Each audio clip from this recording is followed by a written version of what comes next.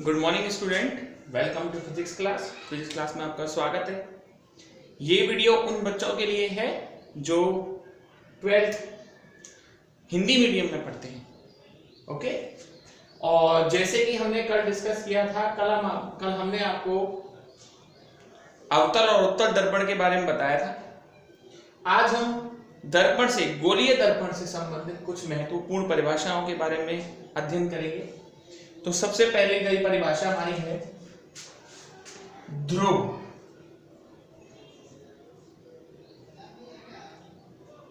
ध्रुव क्या होता है? देखिए, जैसे ये आपका गोलीय दर्पण है,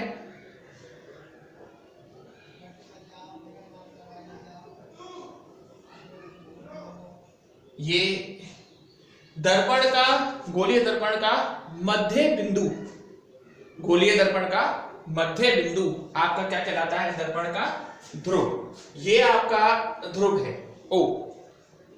ठीक है। दूसरी परिभाषा है आपकी द्वारक। देखिए, गोलीय दर्पण का परावर्तक पृष्ठ POP', गोलीय दर्पण का परावर्तक पृष्ठ POP' दर्पण का द्वारक कहलाता है। देखा जाए तो एक तरह से इसको, ये यहां से यहां तक अपन व्यास भी खींच सकते हैं, बट अपन परावर्तक पृष्ठ ही समझते हैं इसको। तीसरी परिभाषा है आपकी वक्रता केंद्र।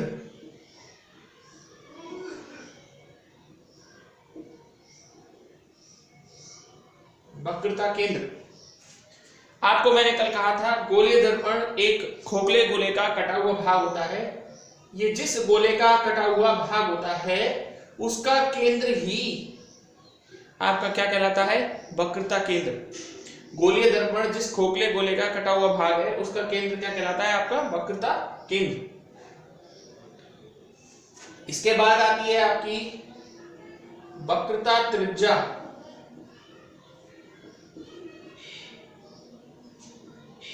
वक्रता केंद्र को कैपिटल C से लिखते हैं। वक्रता केंद्र C और ध्रुव O के मध्य दूरी को ही अपन क्या कहते हैं? वक्रता त्रिज्या, कैपिटल R से इसको हम क्या करते हैं? व्यक्त करते हैं। इसके बाद आता है मुख्य अक्ष। मुख्य अक्ष, वक्रता केंद्र C और दर्पण के ध्रुव O से होकर जाने वाली रेखा मुख्य अक्ष कहलाती है। ठीक है। इसके बाद आता है आपका मुख्य फोकस। तो मुख्य फोकस को आप जरा ढंग से देखिएगा।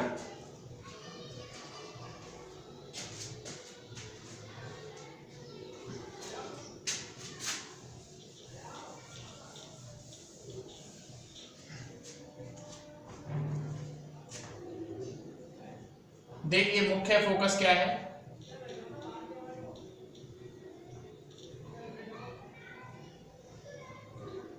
जैसे ये आपका अवतल दर्पण है, ठीक है। मुख्य अक्ष के समांतर आने वाली रेखा, मुख्य अक्ष के समांतर आने वाली रेखा अपवर्तन के पश्चात, अपवर्तन के पश्चात वास्तव में जिस बिंदु पर आकर मिलती है, जिस बिंदु पर आकर मिलती हैं या मिलती हुई प्रतीत होती हैं। देखिए, ये आपका अवतल दर्पण है,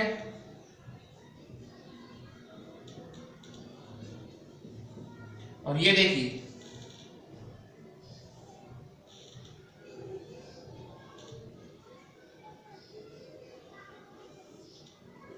और ये आपका उत्तल दर्पण है। मेरी बात क्या थी? मेरा ही कहना था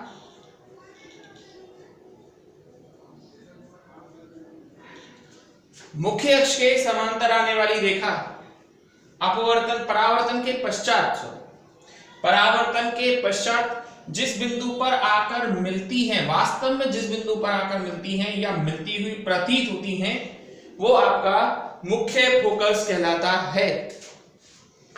देखिए, मुख्य अक्ष के समांतर आ रही है, ये अवतल दर्पण है, परावर्तन के पश्चात जिस बिंदु पर होकर जा रही है वो आपका मुख्य फोकस है। उत्तल दर्पण में इस तरह से आ रहा है, इस रेखा को पीछे की तरफ मिलाने पर ये किस पर आकर मिलती हुई प्रतीत हो रही है, F पर, तो उसका मुख्य फोकस ये है। तो अवतल दर्पण का जो फोकस होगा वो दर्पण के सामने होगा और उत्तल दर्पण का जो फोकस होगा वो दर्पण के पीछे होगा। ये मुख्य फोकस की परिभाषा है। ये 6 नंबर की परिभाषा थी आपकी। इसके बाद आपकी थी फोकस दूरी। फोकस दूरी क्या होती है? मुख्य फोकस F और दर्पण का ध्रुव, ये ध्रुव है, जैसे मान लीजिए POP' ये इसका द्वारक है। दर्पण के ध्रुव और मुख्य फोकस के बीच की दूरी को अपन फोकस दूरी कहते हैं और फोकस दूरी को हम हमेशा स्मॉल f से लिखते हैं। ठीक है। एक परिभाषा और, ये आपकी बुक में नहीं है बट फिर भी आपको इसके बारे में पता होना चाहिए, ये है फोकस तल। तो फोकस तल क्या होता है?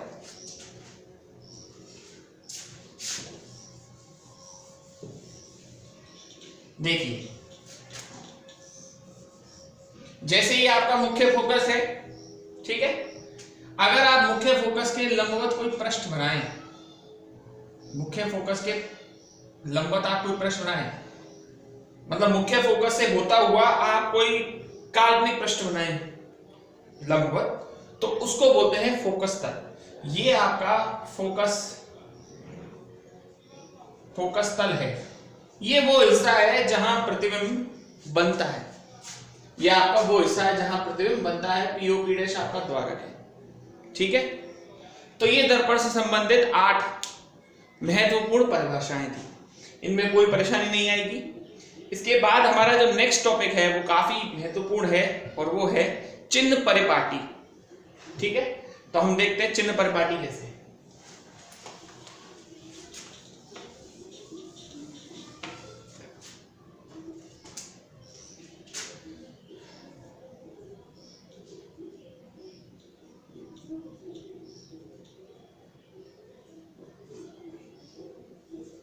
देखिए चिन्ह परिपाटी कैसे। अगर आप दर्पण, जैसे दर्पण समीकरण आपने पढ़ा है 1/f बराबर 1/v प्लस 1/u, तो दर्पण की सहायता से दर्पण समीकरण या लेंस की सहायता से लेंस सूत्र, इन सबको जब आप भी ज्ञात करेंगे तो इन सबको ज्ञात करने के लिए आपको चिन्ह परिपाटी का उपयोग करना होगा। चिन्ह परिपाटी में क्या है कि बिना चिन्ह परिपाटी के याद रखिएगा, इस चैप्टर में ना तो सिंगल वन कोई न्यूमेरिकल होने वाला है और ना ही कोई डेरिवेशन होगा, इसलिए ये बहुत ही इंपॉर्टेंट टॉपिक है, वेरी वेरी मोस्ट इंपॉर्टेंट है। बहुत आसान भी है, ऐसी कोई ज्यादा हार्ड नहीं है। देखिए जैसे ये आपका दर्पण है,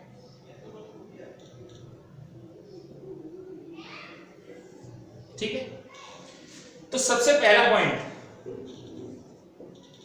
जितनी भी दूरी आपको नापनी है, चाहे वो दर्पण हो चाहे वो लेंस हो, जितनी भी दूरी नापेंगे आप, दर्पण में सारी दूरियां ध्रुव से नापी जाएंगी और लेंस में सारी दूरियां उसके ज्यामितीय केंद्र से नापी जाएंगी। लेंस में ज्यामितीय केंद्र होता है। ठीक है, पहली बात। दूसरी बात, अगर ये जैसे मान लीजिए आपतित प्रकाश है,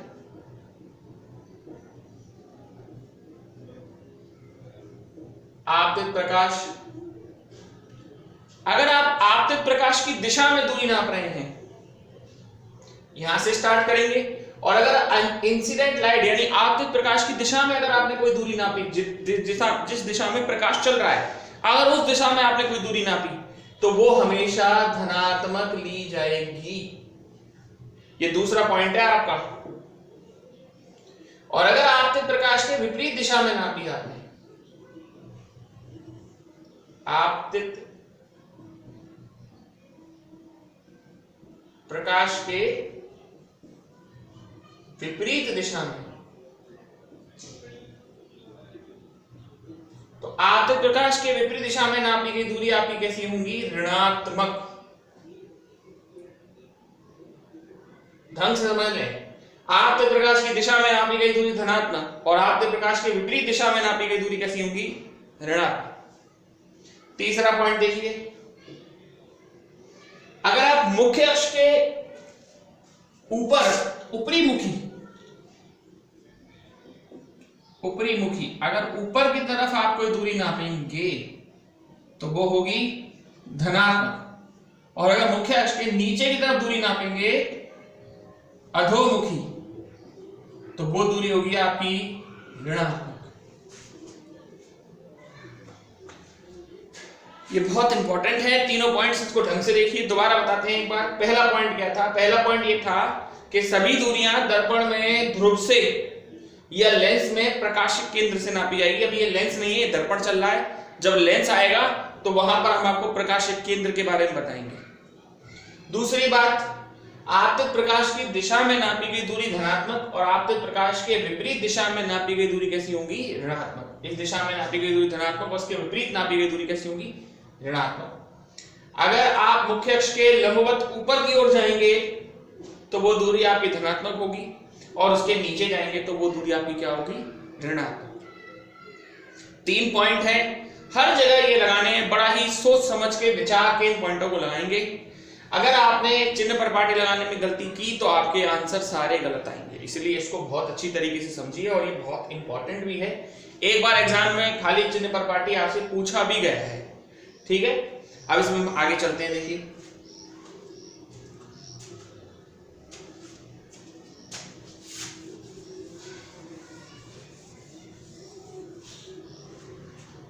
अगला जो टॉपिक है वो है प्रतिबिंब। प्रतिबिंब क्या होता है?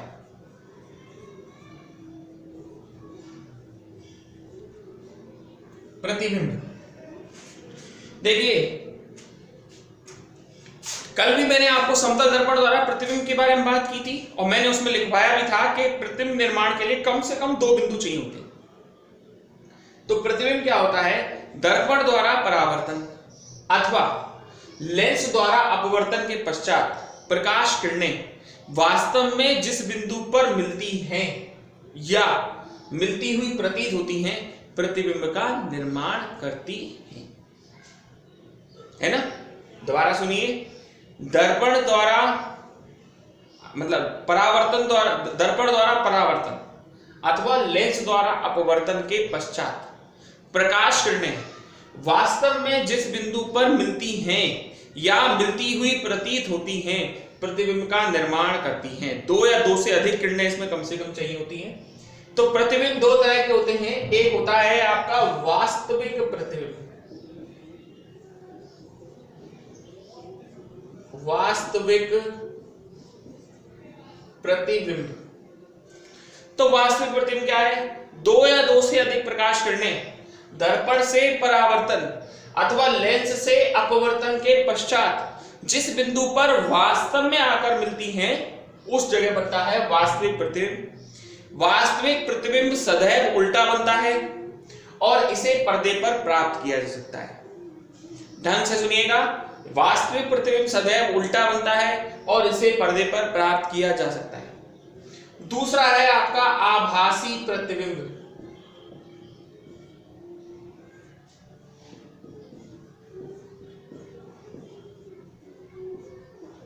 आभासी प्रतिबिंब क्या है? सुन लीजिए, दर्पण द्वारा 2 या 2 से अधिक प्रकाश किरणें दर्पण से परावर्तन अथवा लेंस से अपवर्तन के पश्चात जिस बिंदु पर मिलती हुई प्रतीत होती हैं, वास्तव में नहीं मिलती, लगता है उस बिंदु पर मिलती हुई प्रतीत होती हैं, आभासी प्रतिबिंब का निर्माण कराती है। आभासी प्रतिबिंब सदैव सीधा होता है और इसे पर्दे पर प्राप्त नहीं किया जा सकता, जबकि वास्तविक प्रतिबिंब आपका सदैव उल्टा होता है और इसे पर्दे पर प्राप्त किया जा सकता है। तो आज हमने आपके 3 टॉपिक पढ़े हैं। सबसे पहले पढ़ा है हमने गोलीय दर्पण की परिभाषाएं, उसके बाद हमने आपके लिए पढ़ा है दूसरा टॉपिक आपका है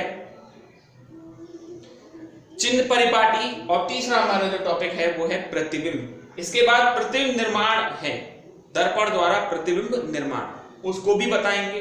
पहले बताइए, यहां तक किसी प्रकार की कोई परेशानी? कोई परेशानी नहीं, यहां तक आपको इजीली समझ में आ गया होगा, ठीक है। तो कल जो हमारा टॉपिक रहेगा वो रहेगा दर्पण द्वारा प्रतिबिंब निर्माण, किस तरह से प्रतिबिंब निर्माण होता है। Okay, that's all.